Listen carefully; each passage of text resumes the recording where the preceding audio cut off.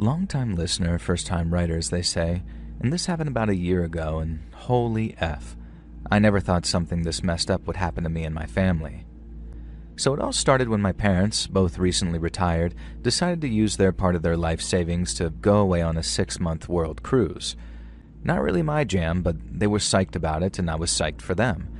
And even better, the lease on my apartment was up the week before they left, so I was free to house sit for them the entire time they were gone. This was a relief to my mom, who would have spent the whole cruise in a state of neurosis, calling me or my brother to check on the house every 5 minutes. And knowing that I was living there ironically meant that she wouldn't worry at all. Oh, Mother, if only you'd known. In the week before they left, as I moved my things into my old childhood bedroom ready for the next 6 months, my mom gave me the rundown of the house as if I hadn't grown up there. I barely paid attention to all the things that she was telling me. Yes, Mom, I know where the fridge is, I know the Wi-Fi password, I know how to use the TV, I know the guest room is filled with Aunt Joni's art while she's between husbands, and that I must not dispose of any of it. What I didn't know about, though, was the new neighbor. His name was Mr. Samuels, and he moved in a few months previously. If you believe my mom, Mr. Samuels was an angel sent from heaven. He was the loveliest, sweetest old person, Mom said, despite the fact that he was only a couple of years older than my dad. Now, he baked cakes for the neighbors, so I shouldn't be surprised if he dropped by with some muffins or maybe even some red velvet cake. I admit, I do like a good red velvet cake, so maybe Mr. Samuels was okay by me. Mr. Samuels had a nurse who came by every other day, so I didn't need to worry about him apparently. Not that I'd been planning to. Mom did enough worrying for the whole family. I didn't actually see Mr. Samuels before my parents left for their cruise because he was away staying with one of his kids. And so I bid my parents farewell at the docks, waving a handkerchief and sobbing like a wartime bride. Not really, but then headed back to the house, ready for 6 months of hardcore freelance art commissions and watching all the subscription services that my parents subscribed to and I didn't want to pay for. Mr. Samuels returned home a few days into my newfound alone time, and imagine my absolute surprise when the gentle Mr. Rogers-esque fella that I pictured was absolutely nothing like that at all. Mr. Samuels may have been 75 years old, but he was the kind of 75 that looked ex-Navy SEAL, and in fact was, and who probably had a home gym, and he did, and he was a muscular, confidently spoken, weirdly charming man, and at first I wondered why he needed a regular nurse, and then when I first saw the nurse show up for his first appointment, I remembered that my mother can be rather naive sometimes. Let's just say that she was the kind of nurse who is paid good money to relieve someone's tension via massage, and just leave it at that. But hey, the man was single, and just because he was old, it didn't mean that he didn't have needs. And every other day at 75? Damn, I was almost in awe. Now, he did bake a very good red velvet cake, and one of his first acts as a welcome gift was to bring a cake over and introduce himself. I'll admit, while he was charming, he also made my skin crawl. I'm a 32-year-old woman, and this 75-year-old man, who looked like he could easily overpower me without a moment's thought, was very clearly trying to rizz me up, as the kids say. And I usually hate the phrase undressing me with his eyes, but there was no better way to describe it here. And Mr. Samuels made no secret of it. He'd make remarks like, Gladys never said her daughter was so cute, or how he'd wished that he'd known my mom when she was my age, things like that. It would have been flattering if it wasn't so intense, and he wasn't quite so, I don't know how to describe it, but he had this aura where it was obvious that he wanted me to know that he could take me. And I've known guys like this since high school, but never once was he ever twice my age. And he wasn't so much a silver fox as a white wolf, and once I got that image in my head, I couldn't shake it. Thankfully, I didn't have many dealings with Mr. Samuels outside of him bringing over baked goods, and in the end, as much as it hurts me to have to do so, I ended up tossing them out because I was becoming paranoid that he might be slipping something into the baking. I'd watched an Instagram short about a predator who did some fairly gross stuff like that, and I got it inside my own head about it a little. Looking back, I am pretty grateful that I didn't risk it. And so after a month of catching up on art commissions and emailing editors begging for work, I began to go a little stir-crazy. Surprisingly, Mom didn't call anywhere near as much as I expected, and I found myself missing my goofy parents a lot. We had a few Zoom calls, but the internet on the cruise ship wasn't exactly reliable, and so half of the time it was like watching my folks in stop motion while Mom yelled, "What was that? What did you say, Cel?" over and over, as my name is Celeste, but she calls me Cel. I decided to surprise my parents by giving the house a little bit of a decluttering, or at least the parts that I knew that I was allowed to touch. Aunt Joni's paintings could stay, but I knew that the attic was an absolute crap show of disorganization. Plus, I figured that I'd find a bunch of fun childhood memories up there, and maybe some stuff that was worth a bit of money. I remember my brother having a bunch of old consoles and action figures that surely had to be worth something, and God knows that we both could have used the money since we were both artists. I wasn't in the attic for long before I came to two realizations. One, this was going to be a mammoth job, and two, someone had cut a hole in the drywall between our attic and the adjoining one. And of course, it was Mr. Samuel's attic. Not only that, cables were snaking through the hole, followed them through the maze of boxes and old Christmas decorations, and I was horrified at what I found. Holes had been drilled into the floor, very recently by the look of the sawdust, and two wires snaked down into two rooms. Now, without going into technical details, I traced the wires to the bathroom and the bedroom that I was staying in and discovered that small cameras had been set up, hidden within fake smoke alarms. Now, following the wires back up and creeping into Mr. Samuel's attic, I found a laptop running with active feeds of both rooms. The bedroom camera was angled so you could see the whole room, and the bathroom camera was angled at the shower. And so in short, dear sweet old Mr. Samuels had literally been spying on me for God knows how long and had violated my privacy in the most diabolically disgusting way. I minimized the live feed and found a folder on the desktop marked, quote-unquote, best of. The contents horrified me. There were a number of videos of me showering, of me changing, and even a couple of where I was, for want of a better term, relieved some tension of being single in bed. Now, without thinking, in utter disgust, I deleted the entire folder and emptied the recycle bin, and then immediately realized the idiotic move I'd made. Subconsciously, though, I think my brain drove me to do so in order to avoid considering law enforcement, and more on that later. I wanted revenge on Samuels, but I also wanted him to live with fear of the revenge. Now, my first step was to sever the wires connecting the cameras. My second step was to head downstairs and reach out to a friend of mine who was, how do I put this, good with computers. He sent me a piece of software to install on Mr. Samuel's computer via a USB stick that would completely mess up not only his laptop, but any computer connected to the same router. Irreparably, my friend promised. Now, I should add here that I knew Samuels was out of town for a few days, supposedly visiting his daughters again. Now, who knows what he really got up to? It could have been literally anything. And he was due back the next day, so I hurried and installed the virus on his laptop via that USB stick. I followed my friend's instructions and then forced myself to leave the attic and wait a day or so for Mr. Samuels to return. And I could tell when he discovered the outcome of his deception. From his laptop speaker, a robotic voice began blaring, "I'm a voyeur pervert and I also have kids," over and over again. Above me, I could hear Samuels freaking out until he slammed that laptop shut. Then I heard his footsteps thundering down the stairs, presumably to his other main PC, and I waited and then, "I'm a voyeur pervert and I also have kids." According to my friend, there was absolutely no way to get rid of this unless you were a tech genius or whatever. Something about writing it to the root of the BIOS or something, so even a hard drive wipe and Windows reinstall wouldn't fix it.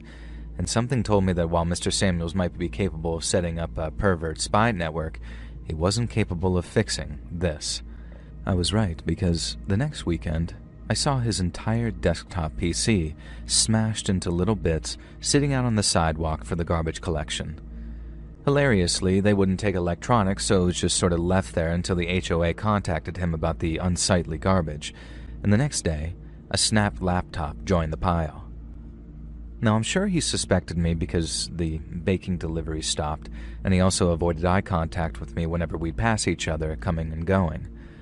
Now, I still felt sick that this dirty, disgusting old perv had gotten away with getting off to me at my most vulnerable, though. I kept consoling myself with the reminder that he was 75 and would be dead long before me. But then I had nightmares about how he might have sent the videos to other like-minded perverts. No matter how much I reminded myself that the low-quality, grainy pictures made my identity impossible to discern, it didn't help because Samuels could easily have doxed me. I live in fear of something else happening, but nothing else did. I confessed my fears to my friend, though, who suggested one final idea. I don't know exactly what he did, but a few days later, a smartphone arrived in the mail. My friend told me to stick it through Samuel's mailbox in the middle of the night and just leave it at that. And I asked him why and what the phone contained, but he told me it was better that I didn't know. I posted the phone. Whatever was on there had caused Samuels to become a recluse, and the rest of my house sitting went without incident. And after a while, I noticed that the nurse was no longer coming to visit Samuels. Good. And that man didn't deserve any joy in his life. And eventually my parents returned from their cruise. I didn't tell them anything about what had happened. I was honestly just too ashamed, and too worried that my dad, the mild-mannered as he was usually, would spend his remaining years in prison for killing their next-door neighbor if he knew what he'd done to his baby girl. Now, a few months after I moved out into my own place again, Mom mentioned that Mr. Samuels had been placed into an assisted living facility by his children. She said it was all very strange, like he mentally declined within the space of a year. Now, I said nothing, but I had to suppress a smile there. I don't know if I did the right thing by not calling the cops and handling everything in this very unusual way, but here's the reason. When I was in college, I was assaulted. My experience with the police was, well, as I'm sure some of you know, not so good. And I was made to feel like it was all my fault because of how I dressed and because I'd had maybe 2 drinks, because I'd been affectionate with my assailant. I know all cops aren't like that. I know that plenty of cops are sympathetic, even heroic with certain victims, but I was not one of them. And the idea of trying to convince them that my elderly neighbor was spying on me, even though realistically the evidence was all there, it just terrified me. And so maybe I handled things pretty badly. Maybe me and my friend taking justice into our own hands was an immoral decision. But honestly, knowing what that man was capable of in his 70s, I can only imagine the things that he may have done when he was younger, fitter, and more savvy at getting away with it. And knowing he's spending the last years of his life slowly losing his mind in an assisted living facility, probably being spoon-fed baby food by a tattooed male orderly who he can't sexually harass, well, honestly, I sleep at night just fine. I do still periodically check for spy cams, though, as I'm quite paranoid and you can never be too careful.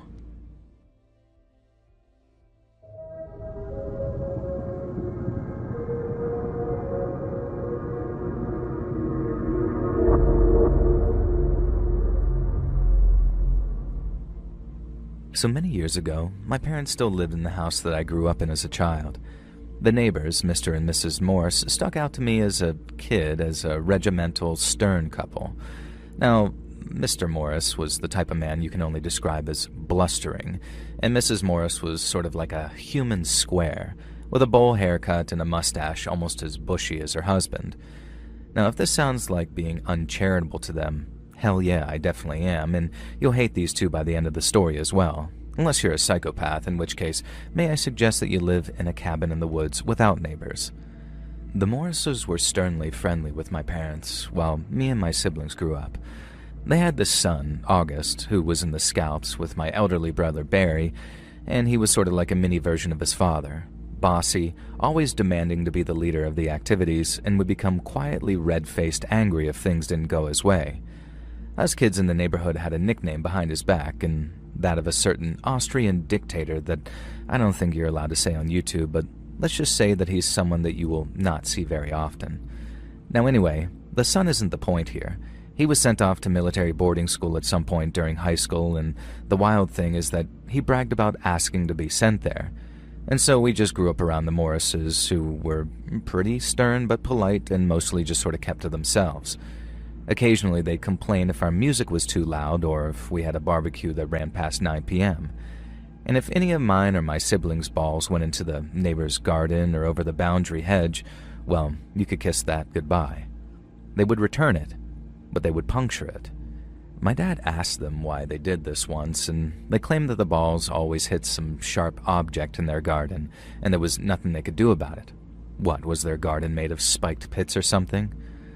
Now, eventually my brother Barry moved out for college, and then a couple of years later so did I, and then a couple of years after that, Andy moved out to go traveling. And that just left my parents and our much, much younger sibling Sammy, who was only 10 when I was 20. Now one day, my mom FaceTimed me in tears telling me that they were being taken to court by the Morrises. And when I got her to calm down and Dad joined the call, they explained that they'd received a legal letter from the neighbors explaining that our boundary hedge had been encroaching on their land for years, and that my family owed them over $400,000 in reparations for lost revenue for use of the land as expansion for an unspecified business. Now, the reason they called me first was because I was studying law at the time.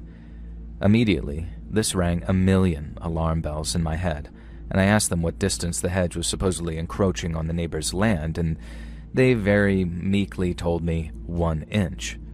And I asked them to scan the letter and send it over. I did some research, called a few friends, and discovered that, much as I suspected, the law firm representing the Morrises not only was not reputable, but in fact, entirely imaginary. The Morrises had invented their own law firm and sent a fake threatening letter. And my biggest confusion was why. It was obvious that my parents wouldn't just pay $400,000 without seeking legal counsel. And the answer came a couple of days later when a second letter from the fraudulent law firm arrived. They presented an offer that the bill would be dropped if my parents would agree to shift the boundary hedge 10 feet back, granting a much larger boundary to the neighbors as a sort of cost-free compensation to avoid any monetary demands. Now, this was something that, knowing my parents, if they didn't have a daughter who was a lawyer in training, they may have agreed to that just for a quiet life. Now, I worked it out using some land blueprints and contacted the relevant offices and discovered that the Morrises had applied for an extension to their house and purchased a prefab guest house, but both projects would require them to encroach into my parents' land. And so at the time, I happened to be dating an older guy, who's now my husband, who worked for a law firm specializing in this kind of thing. And he did some digging and checked out some old records, and it turned out that the boundary hedge was in fact around a foot into my parents' property, meaning if anything, the Morrises had been encroaching on our land this entire time. My boyfriend drafted an actual legitimate legal document stating this with the relevant proof, and the letter ended with a confirmation that my family was simply letting things be as long as the Morrises did the same to avoid any kind of escalation. We hoped that being caught red-handed would cause these fools to drop their lies. Clearly, we underestimated just how badly they wanted their extension, or how much money they dropped on this back garden prefab, presumably non-refundable. However, their next move didn't take the form of fake lawyers or legal threats at all. Instead, my parents started receiving notes written like ransom letters, with the letters cut out of various magazines. I'm not joking. They made strange, bizarre threats, such as a promise to kill our pet miniature donkey, something we never even owned, and another letter threatened to poison the koi in our pond. We don't have a pond or koi. The letters were so ridiculous that my parents kept copies, but didn't report them to the police, not at first. But then they became threatening. My parents wouldn't show me the notes directly, but they let slip that the notes names myself and my brothers, and then finally, a note arrived promising that Sammy would never arrive home from school one day when they least expected it, which is when they finally went to the cops. And of course, the cops couldn't prove that the notes came from the Morrises. This harassment went on for 5 years. Acts of petty vandalism, weird pieces of graffiti on the walls of the house, hoses were clipped in the middle of the night with the faucet running so the yard flooded, dead birds and roadkill being left on the doorstep, and the Morrises, these clever idiots, obviously made themselves the victims of their own harassment too, so suspicion didn't fall on them. And then the fires started. Just small, contained fires in the backyard that scorched the lawn. Another classic was that the Morrises would play classical music at full volume at 3:33 a.m. in the morning every single Wednesday, and when it was time for Sammy's exams, they escalated it to every day. My parents filed noise complaints, but the Morrises denied any involvement and, in fact, claimed that they hated classical music, and when investigators were there, somehow they mysteriously managed to know and the music didn't play on those nights. My eldest brother moved home and, in no uncertain terms, threatened the Morrises. The C-words had the gall to call the cops on him, and this further undermined our claims against them. They went so far as to try and suggest that my brother was the one committing the vandalism, despite the fact that he'd been living in a totally different state during most of the incidents and had an alibi for most of it. Now Sammy, meanwhile, was becoming an absolute wreck, and we all felt so hopeless, and it felt like the whole world was against us. In the end, the entire family got together for a family meeting, and we very tearfully decided that the only recourse that we had was to move out of our family home that had been in the family since my mom's childhood. So that's what we did. We put the house up for sale, my parents accepted the first offer they received, and they moved into a smaller house that, realistically, was more manageable for them, especially once Sammy went away to college. There's no happy ending here, really, at least not for us. The lesson is simply that sometimes it's better to walk away than let your entire life be taken up with fighting the fight, even if it is a just and good one. There is an ending, though, but I can't say it's a good one, and as much as I hated the Morrises for what they put us through, I wouldn't wish this on anyone. Remember their son, who willingly went to military school and we nicknamed that Austrian painter? Well, it turns out that Augie had been thrown out of military school, then dishonorably discharged from the military, all without his parents' knowledge. He'd fallen into drugs and violence, and one day, he came home. Augie held his parents at gunpoint with a sawed-off shotgun, zip-tied them back-to-back to dining chairs, and then he and a couple of associates robbed the Morrises of every valuable they could get their hands on, and then, as a parting gift, with the butt of that sawed-off, he shattered both of his father's kneecaps. Nobody knows what caused Augie to hate his parents so much. It's probably not hard to guess, but when he was caught, he kept quiet. And he was caught a few days later as he admitted to what he'd done, but not why he'd done it. He was sent to prison for quite a few years, and Mrs. Morris died shortly after, poetically said to have died of a broken heart. Mr. Morris spent the rest of his years in a hospice, unable to walk, and also never uttered a single word again since that night.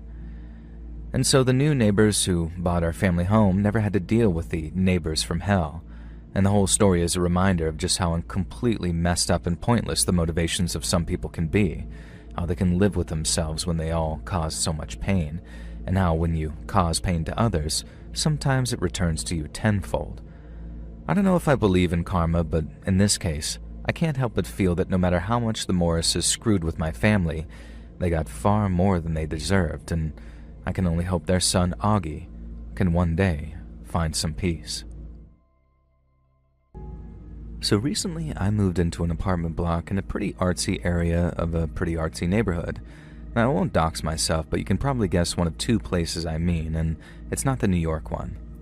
I love this apartment building. It was more of a boarding house, really. Only 8 apartments and the top floor belonging to the building super. And all the neighbors were really friendly, and most of us were artists of some sort. And there was me, a painter, and then we had a singer, a couple of writers, 2 more painters, and a mixed media artist, and apparently a sculptor. The sculptor was the neighbor directly across from me. Nobody knew his name, or even if he definitely was a he. He just went by the moniker TTT. All capital. The rest of us would often have sort of group brainstorm evenings where we'd chat about art and set the world to rights, in the common room or TV room that we all shared on the ground floor. Triple T never joined us, of course, and soon the mysterious sculptor became the subject of fascination for a group of creatives with hefty imaginations and too much time on our hands, obviously. Nearly all of the theories about TTT's true identity were ridiculous. Most of them were supernatural, and one of the painters absolutely swore that Triple T was Shia LaBeouf and claimed that she'd seen him when he moved in. And when we showed her a photo of Shia LaBeouf, though, she said it was the other Shia LaBeouf, and we could never quite work out what she actually meant by that. One of the writers decided that Triple T was a ghost, like in the movie Ghost, and that his sculptures were all clay pots, and he was waiting for his Demi Moore to sit at the pottery wheel so he could finally create again.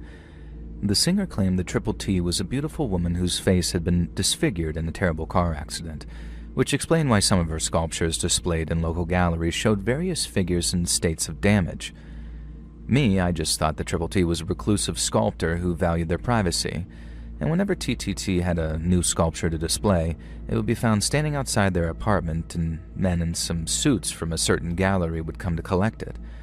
Triple T always displayed at the same gallery, which I can't name for the same reason as not wanting to reveal myself. I did try knocking on Triple T's door a few times. Once or twice, I heard signs of life, and one time I was absolutely certain that I was being watched through a peephole. And just a gut feeling, but it did make me shiver. But if Triple T wasn't answering, I wasn't going to keep prying in there. And that's why it shocked me when, one Friday evening, I stepped out of my apartment ready to attend one of our weekly brainstorming sessions, only to see T's apartment door open a crack.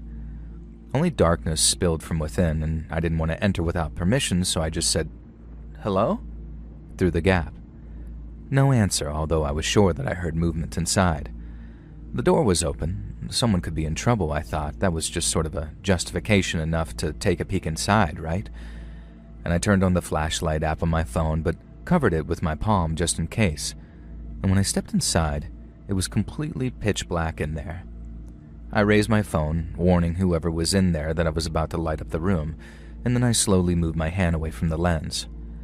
I was not prepared for what I saw.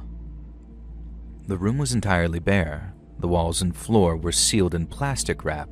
You know, the kind that they use in Dexter or some serial killer movies when they're about to kill someone in a room and don't want to leave blood splatter. And that wasn't the creepy part, though. The real creepy part was the statue that stood in the center of the room. It wasn't some kind of horror mannequin. It wasn't some horrific effigy of myself or anything else in the building. It was a classic-looking statue of the Holy Mother Mary, the kind that you find in a Catholic church. The only strange thing about her was that instead of a normal face, she'd been painted up to look like, of all things, a mime. I can't explain it, but I was absolutely certain that the statue was watching me. I was certain somehow that Triple T was the statue. The statue was Triple T. I took a tentative step forward and tapped the Mary statue. It was porcelain, and against my better judgment, I started to reach up and touch the face. It looked like flesh. And it looked so much like human flesh. My fingertips were less than an inch away, and I was about to touch it. I was about to touch TTT. And then I heard a noise in the room behind me. It was sort of like a muffled cry, like the word help. And I snatched my hand back from that statue and hurried to the door directly behind the statue. And it was the only door in the room. I grabbed the door handle and twisted it. The door was locked, but the moment I twisted the door open, I heard a loud, shattering crash behind me. Quickly whipping around, I saw the Mother Mary statue shattering and collapsing to the floor. I had no idea what to do. Had I just destroyed some priceless artifact? I walked up to that debris as carefully as I could, and the face was just laying there, and I'd been right. It was skin, sort of. It was a latex ball with Mary's face painted on it. And then a voice spoke from an unseen speaker somewhere in the room. "I am TTT. This is art. You are the art. Please leave." And so I left. I left and ran down the stairs and cursed myself a million times for not filming what I'd just seen. I told everyone what had happened, and we all rushed upstairs, but TTT's door was once again locked. And once again, I was certain that as we all stood there, someone was watching us through that peephole. And 2 days later, there was a small portable safe left outside of TTT's apartment, and the same guys in suits came to collect it. 2 days later after that, I received a gilded invitation in the mail to attend a private showing at Gallery Redacted before it opened to the public, and the invite was from Triple T themselves. Of course, I went, hoping to meet the reclusive sculptor. No such luck. Triple T's agent was there and informed me that Triple T's final piece was being unveiled that night. Unlike all their other pieces, it was a video. It was a video showing me entering the apartment, a black bar across my face to protect my identity. It showed me from various camera angles, cameras that must have been hidden in the walls, in the ceiling, and then it showed me from the perspective of Mother Mary's eyes. And for a second, just a few frames, the sensor bar disappeared and my face was replaced by that of a skull.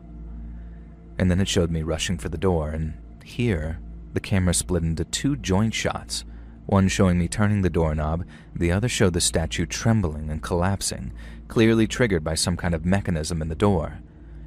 Then the rest mostly played out how I described it. Except as I picked up Mother Mary's head, again the sensor bar disappeared from my face and This time briefly showed an angel, like a Greek sculpture. And the final shot of the video was simply text saying, "Life is clay, and you are all my sculpture. Goodbye, TTT." That was the only time the video was shown. I've tried to track down a copy for this last year. If anyone out there has any leads at all, please let me know in the comments. But holy crap, this was the creepiest and most bizarre thing to happen to me, and I am obsessed with getting a copy of this video. If anyone has any leads, anyone at all, please comment. I need to see it again. I need to understand why Triple T was trying to say this and what it says about me. All the other artists in the boarding houses have theories, and I'll leave you to make up your own. But there's one thing I've learned from all of this, one universal truth that speaks to us all in our very soul. Artists are freaking weird, man. Do any of you have someone who you'll never forget, even though you never really knew them that well? Someone who was a constant in your life, just sort of a background character who isn't around anymore. Someone you find your mind drifting back to every now and then because even though you didn't know them that much, you just saw them all the time and they were like an interactive, friendly part of the furniture. Now, I don't mean that in a derogatory way. It's like a beloved lazy boy that you get from Goodwill. You don't know its backstory and you never will, and you don't ask about its past and it doesn't ask about yours. Christ, this sounds dehumanizing, but it's how I think about it. It's in a fond, loving way, trust me, and I hope one day I'm someone else's Goodwill lazy boy, someone who touched a person's life just by being there and someone they'll always remember. Now, I remember Mr. Browning. I'll never forget him, and even though the last time I saw him was probably 1985, I think I remember him fondly regardless of how things ended. Now, I sure know that I always thought fondly whenever this guy crossed my mind. Me and the wife often talked about how we should invite him over for dinner. We wondered if he was lonely after his wife had passed a decade or so before, and we wondered if his adult kids called often because they never seemed to visit. But we just never got around to asking Mr. Browning. Hell, I don't even remember what his Christian name was. It was always, "Good morning, Mr. Browning," and he'd respond with, "Good morning, Ted." He was my elder. We understood the hierarchy, and I do know that he was a former teacher, so maybe he thought of himself as Mr. Browning.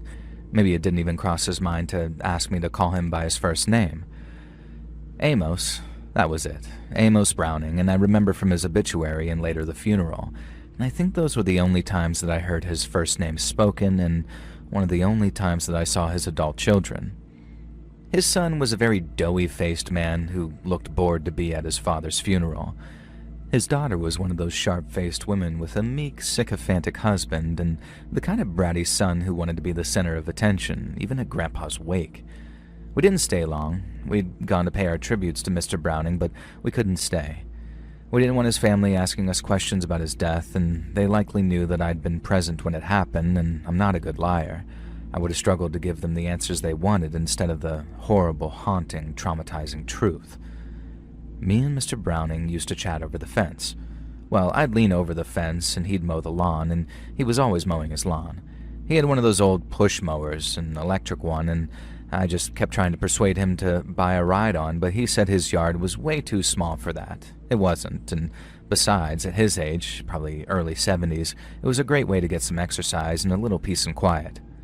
Peace and quiet from who, I'm not really sure, since he lived alone after his wife had passed before me and my family moved in, but that's what he said. We'd talk, a lot, but never really get to know each other, you know. We talked about the Detroit Lions a bunch. He was a die-hard supporter, and I was just a pretty casual one.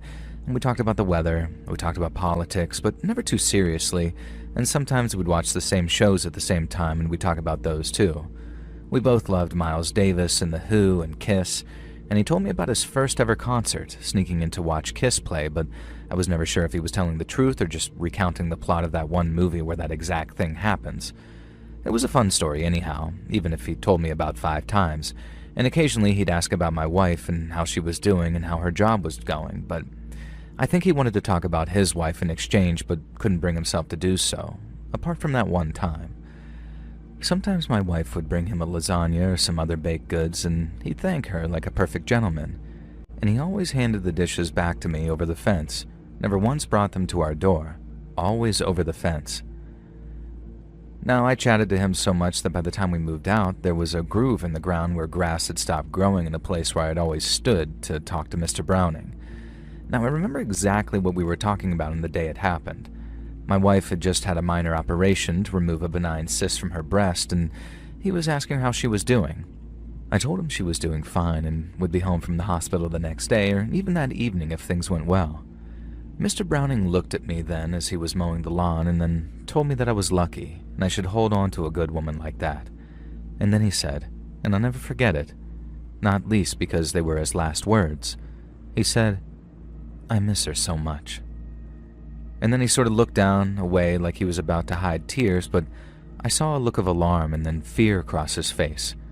Maybe I'm just imagining, but I swear that I saw him try and stop the forward motion of the mower as he pushed forward. I'm not sure how it happened. He was always so careful, running the electrical extension cable around the edge of the lawn, making sure that he was mowing nowhere near it, being careful like it was muscle memory. But I heard the crunch and whir of the motor running over the electrical socket and the cable.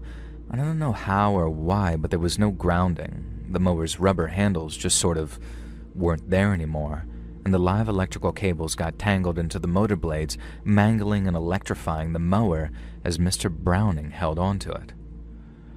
And hold onto it he did. I watched in abject frozen horror as his body began to convulse, as smoke rose up from his hands where he was gripping the metal handle. I could smell the cooking flesh and electrical burn. I watched as the grass around him singed and blackened, and I knew I had to knock him away from the mower but couldn't touch him myself. I searched for something, anything that I could safely use to shove him off the mower. My eyes settled on my old wooden baseball bat, but by the time I'd hauled myself over that fence, I knew it was too late. Mr. Browning had collapsed to the ground, finally letting go of the lawnmower, and I knew that there was no saving him, so I ran over to the outlet and switched off the electricity. Then I went back over to my neighbor, my friend who I knew so little about, and he was blackened and charred. His face was horrific. His eyeballs had somehow survived the electrocution, and they stared white and frozen out of a face that looked like it had been sucked clean from the inside. One detail I remember, one grim detail, is how his mouth was open and how I realized that he had false teeth because they had fallen down into his throat. I ran into his house and called 911, and the rest was a blur of paramedics and police and being questioned. And at first, when his daughter got there, she seemed to somehow blame me for her father's death, as if she'd ever given a crap about him in life. He may not have opened up to me, but Mr. Browning certainly made it clear that his kids did not play a big part in his life. And so fast forward to the funeral, the son gave a eulogy, and it was like he barely knew his father any better than I did. It made me so sad and devastated that this man who seemed like nothing but a nice, amicable gentleman could have been so forgotten and discarded, except for the neighbor who gave him some friendly, superficial banter over the fence, the same neighbor who was forced to watch him die. I swore then that when I had a kid, I would do everything I could to make sure that they wanted me in their life forever. And as it turned out, my wife was unknowingly pregnant at the time of that funeral. We had a son and then later 2 daughters, and they were the loves of my life. They're all grown themselves now with families of their own, and my wife and I are grandparents, and we make sure to keep our family close, regular meals together, Christmas and Thanksgiving being particularly huge affairs. Now, maybe Mr. Browning hadn't been a great father. It's not for me to judge his kids for distancing themselves from him. I don't judge them for their relationship with their father. It just sort of makes me sad. But before the sadness came the trauma. We bought our home with the intention of starting a family there, but every time I so much as stepped foot in the backyard, I was met with flashbacks of Mr. Browning cooking alive. I could smell that electric burn and see those bulging, dead eyes. We made a loss selling, but we moved, and my son was born in a smaller house, but it was one filled with love and closeness, and I was no longer haunted by the sight of my neighbor's final moments, at least not directly. Like I said, I'll always remember Mr. Browning, and part of that means being cursed with remembering how I played witness to his demise.